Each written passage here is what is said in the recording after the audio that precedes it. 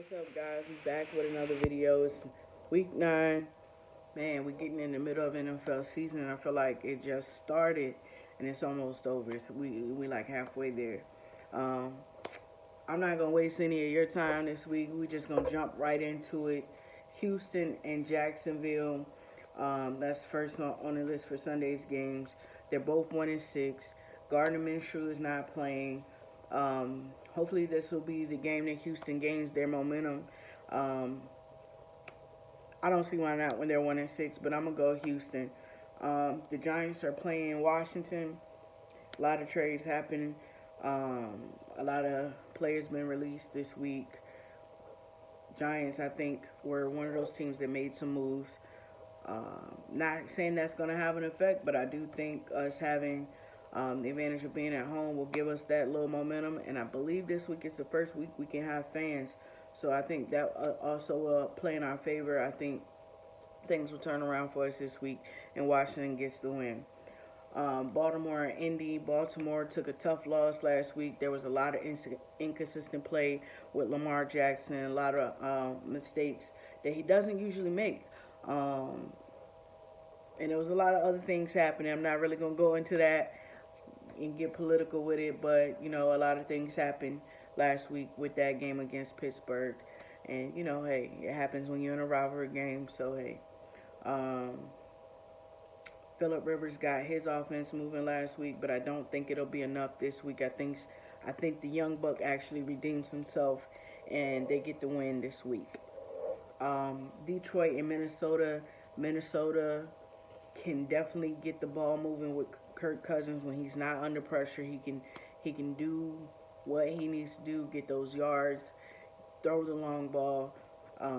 It's the defense that you got to worry about in this game for Minnesota.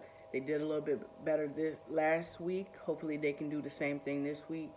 Um, Detroit they're missing Matt Stafford this week in practice. He got put on the COVID list. He gets to go to the game on Sunday and participate in the game, I believe, on Sunday as long as he gets cleared. But I think with not having that week of practice, that may make a world of difference in this game. And for that reason, I'm gonna go ahead and take Minnesota to win. Chicago and Tennessee. Chicago is missing their quarterback this week. Defense does win games. Tennessee has been on a downward spiral, but I'm thinking this week will be a difference maker for Tennessee, and they make it out of this game with a win. Carolina and Kansas City, that's a no-brainer, guys. Patrick Mahomes is going to do his thing. Kansas City.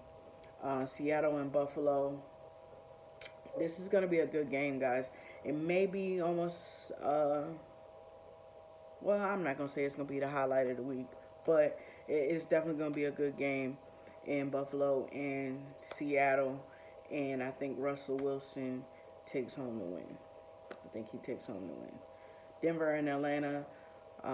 Denver, as I said last week or the week before, hasn't been right under the reigns of John Elway, and they have some of the moving pieces. They have a great running back in Philip Lindsay. I don't think they have their quarterback situation right and the rest of their offense right. I don't think it'll be enough to stop Matt Ryan and his Falcons. So Atlanta for the win this week. Now, Raiders and the Chargers is definitely going to be a toss-up game for me, guys. I really think this game could go either way. You have a good rookie in Justin Herbert, who took over for Tyrod Taylor. He's been doing his thing in Los Angeles. But I don't think it'll be enough for Chucky and his Raiders. So Raiders get the win this week. Miami and Arizona. Man, you got two young quarterbacks in Kyler Murray and Tua Tagovailoa. He definitely got his offense moving last week, and he made some things happen for Miami. Tua did. We know what Kyler Murray can do. They run a fast-paced offense. He has his weapons in DeAndre Hopkins and Larry Fitzgerald, and they can really get the ball going, and on the defensive side of the ball, they're going to blitz. So I think that for that reason, Arizona is going to take this win. It's going to be too much for Miami to handle. Pittsburgh against Dallas. Dallas is on their last leg in their quarterback situation. Dak is not.